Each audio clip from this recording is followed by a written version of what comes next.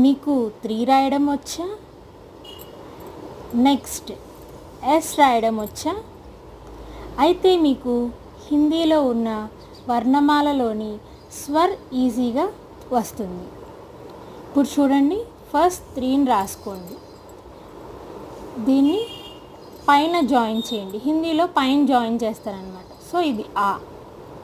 Next yes, ఎస్ని కిందకి ఇలా చేయండి, పైన యాడ్ చేయండి, ఇది ఈ.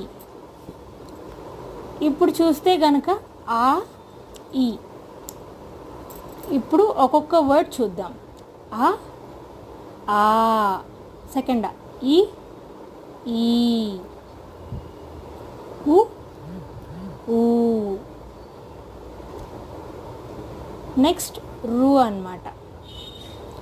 నెక్స్ట్